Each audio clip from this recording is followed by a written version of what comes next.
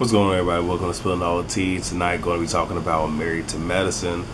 Just to let you guys know really quickly, two things. One, if y'all hear background noise, is either A, the fan that's going off right now, or B, the rain, because it's actually raining here in Chicago. So you might hear the rain, you might hear the boom, you know. And also, this episode really didn't give me shit. So I'm going to give y'all the best that I can with what little that I got.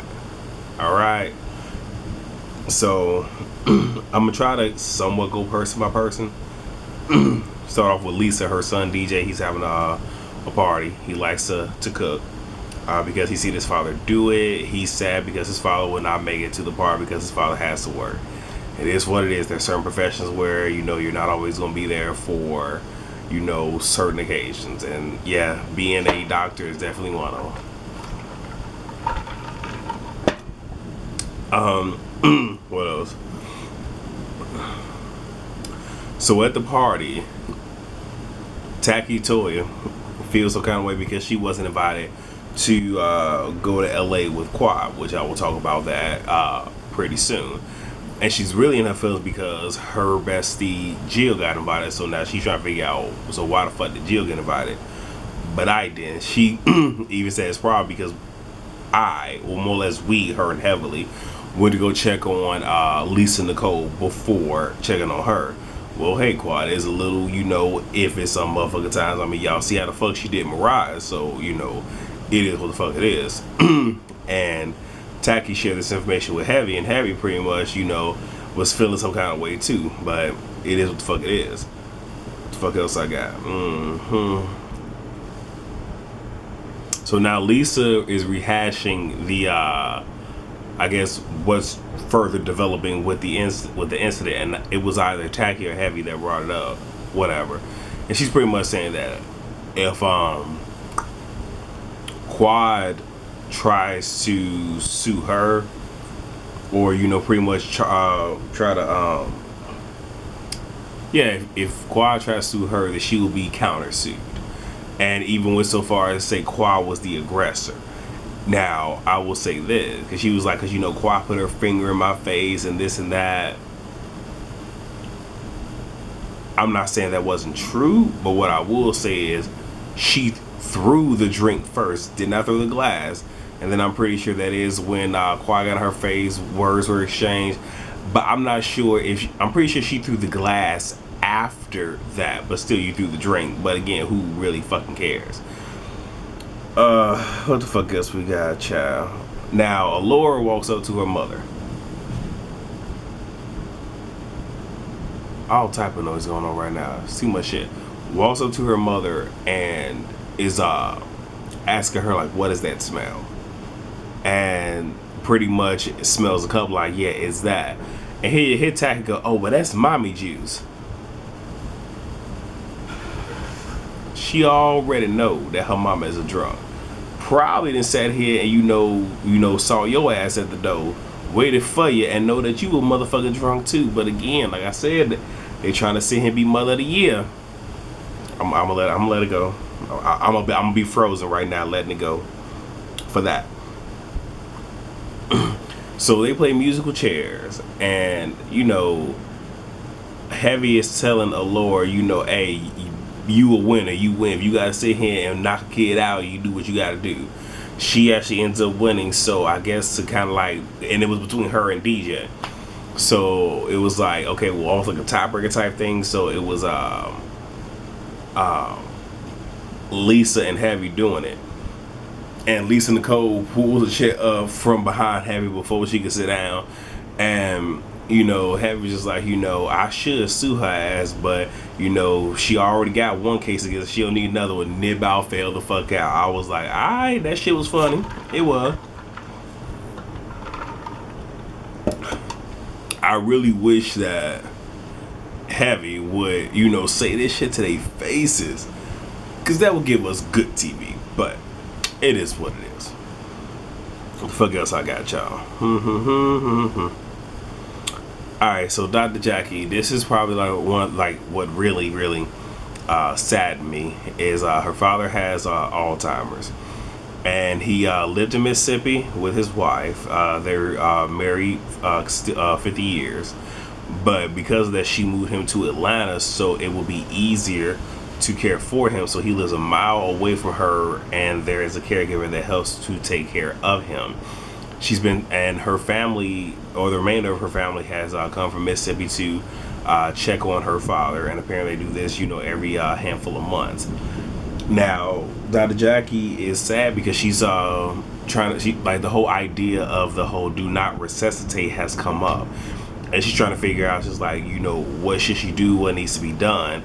And for what I'm gathering, the decision lies with her, and it's hard for her mostly because of the simple fact that everybody depends on her so much, and it probably has something to do with her profession. So they look to her, and it's almost like they want her to make the decision, but that's one of those where she really shouldn't. You feel what I'm saying? And it's like I said, it's hurting her mother because her mother has been with him for 50 years, so that lifestyle with him is all that she knows. So it's hurting her to be separate from him. And you even see Dr. Jackie slightly breaking down, but didn't go all the way. And I think because her family was there to comfort her, but you can tell that it's eating her alive. To see her father in this state, to even say that there was a time, even when he had the Alzheimer's, that he was alert, he would create full sentences, and he's not like that right now. So, that was one of those where it was real, real sad. And I'm going to put this out there, 2 quick things, you guys. And, like I said, it kind of goes hand in hand with this. Number 1, insurance. Have some insurance, you guys. Okay, because the last thing you want is to pass away and your family has to sit here and go through some extreme means just to try to bury you.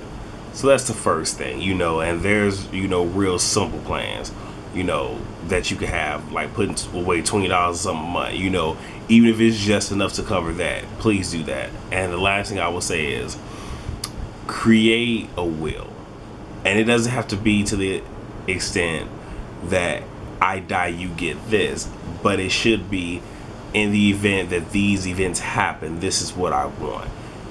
So like what happened with Bobby and Christina, if you are in a vegetable or vegetated state, what you want to happen. If the question of resuscitating comes up, what would you want to happen?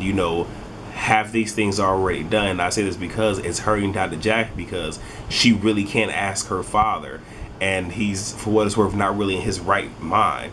So it's kind of hard to really ask him what he would like to be done, would he want to be resuscitated or not. So I'm just saying, especially if y'all have the time, get this stuff done. It's, if nothing else, the will. At least that way you take the burden off of people to make a decision like that for you. Okay. And even if you don't do a will, do a video, make a video, write a letter, whatever it is, notarize, sign, or whatever, but clearly state, this is what I want to happen to me if I'm in this instance or this instance or this instance. So that's something that you don't have to put on your family, especially if they have to make the tough decision. That's not something that you really want your family members to have to, live with for the rest of their days. All right. Enough of the emotional shit.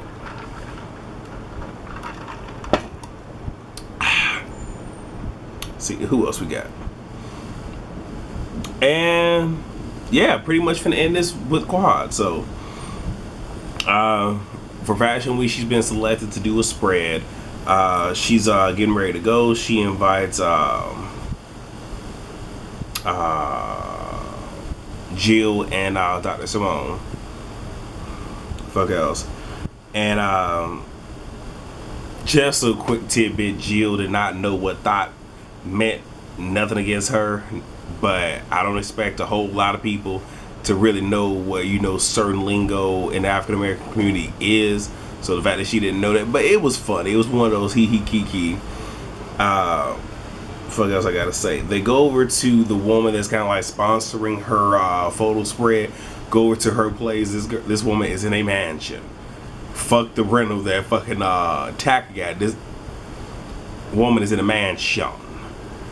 hell, shit, my feelings got hurt by what the fuck I saw.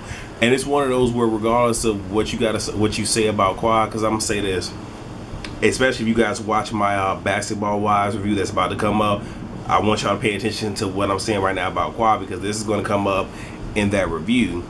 But you know, Quad got that new money smell going on about her, where you know she feels that she is above everybody else. And my thing is this: I understand what it is to. I won't necessarily say come from nothing, because I had something growing up, so I would never say I had nothing. But I can understand what it is to come from the hood, and you know, transcend from that. Like I said, I wasn't in the ghetto; I was in the hood. But I know how it is to come from humble beginnings and, you know, get to a place that other people where, like I said, I'm back in the hood right now, 'cause I'm on vacation and stuff, just putting it out there. And, you know, it's one of those where I see, you know, where other people are and some of them doing the same exact things. But it doesn't mean that I'm better than any of them, and I don't walk around as if I'm better than you, because I'm better than no one. You feel what I'm saying? But Quad has this whole thing that, you know, she's on their knees, says, I have arrived. But at the same exact time, you need a bit of humble pie. You know, not a bit. She need the whole damn thing. But again, she got that motherfucking new money smell, and she also has this demeanor about herself to where, you know, Jill and Simone, y'all need to be happy. I'm putting you up on this, cause you know what I'm saying. Cause her whole thing is, if you in Atlanta, you rich. You over here in LA, you wealthy. And Donna Simone said, for those who are in Atlanta, they gotta show you. You know what they got. Oh, in LA, all you gotta do is tell them your damn zip code. I don't know about that life. I was like, well, damn. That must mean you got some motherfucking money right there now. But you can see there has been this metamorphosis with Quad. She made a comment about her in fashion, how she had that one little braid doing this all the way back in season 1, but how she's grown from that. But you can see that she has done her best to remake herself, which is not a problem. I have no issues with that, but it's like, still be humble. Don't forget where you came from. And trust when I say the pride comes just before the straw comes just before the fall. So I'm gonna leave it at that. And if y'all know what I just said and where it came from, But the one thing that really upset, why am I turning my damn phone off knowing damn well I gotta do another review off the motherfucking phone? The one thing that really got me and that upset me the most is at the very end. Now, Jill came out and supported Quad. So Jill is saying to Quad Simone that she's getting ready to throw this event, you know,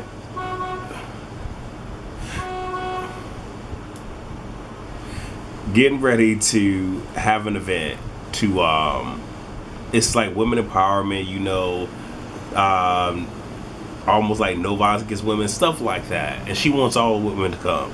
Quad is being a straight bitch. She's like, well, there's only 2 of us here. And she's like, well, I know, but you know, I'm going to invite all the girls. Without giving her a chance to further explain herself, Quad walks off, which that's some disrespectful ass shit.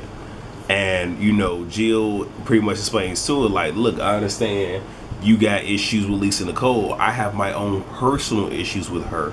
So with that being said, she's not coming, but I do want you to come. So it's one of those where, you know, I'm choosing you. But the thing is, she's not saying because I want you to come, I'm not inviting her. She's not saying that, and I'm gonna give it to Jill. Jill's not a weak bitch, but what she's saying is, well, hey, you have an issue with her. I have an issue with her as well. That is the main reason I don't want her there, but because I enjoy your company, I am picking you over her. And, you know, Quad's whole thing is, you know, she just don't want to be in the bullshit. Now, here's the thing. I can understand that. Because I was talking to Squeak Jones and I was explaining to her, I'm like that. I don't know what it is, but it's something about me where if I'm in a good mood, people around me tend to be in a good mood. If I'm in a fucked up mood, I can sit here and I can bring the energy and the party down. So if I know there's going to be somebody there I don't fuck with, I'm not going. Point blank in the motherfucking period. Because I'm not finna ever tell you to sit here and pick between this person and this person. You invite who you want to invite. I'm not gonna come because I don't want the mood to be brought down and then to be my fucking fault.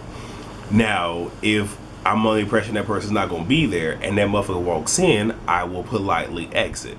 because again, I don't want no shit to pop off and you know y'all motherfucker come at me sideways. I can understand her saying that, but the way in which she was talking to Jill was completely inappropriate. So then she goes and talks to, now again, she goes to her set of people. So she left Simone over here, and you know she's talking about it, and Jill's pretty much telling her like, you don't have to bring the drama. And like, I understand exactly what Jill is saying. It's like, you're making this drama, you're making this more than what it really is. You don't have to do that. Quad is just like, are you mad? Are you mad? That was upsetting me, because it's like, you acting so fucking brand new right now. It is ridiculous. It's sickening. And you know, of course, Jill got her feeling, and she pretty much told her, when you address me, you need to bring your tone down. Man, okay. All I'm gonna say is this: Quad is a woman, Jill is a woman, I'm a man. That's all I'm gonna say. I'm not gonna say what I would have done, but that's some disrespectful ass shit right there. And what's so fucked up is Jill did not have to come and support her, but she's asking you to come support her. So, but you can't reciprocate it. So that's all I got, you guys, for Married to Medicine. Like I said, there really wasn't much. Other stuff happened. I want to focus on the key shit, the big shit. So it is what it is. So please rate, comment, subscribe, and share. Hopefully you guys enjoyed this video. Stay tuned for Basketball Wives if you so choose to watch that. And I will see you all on the next video. Peace.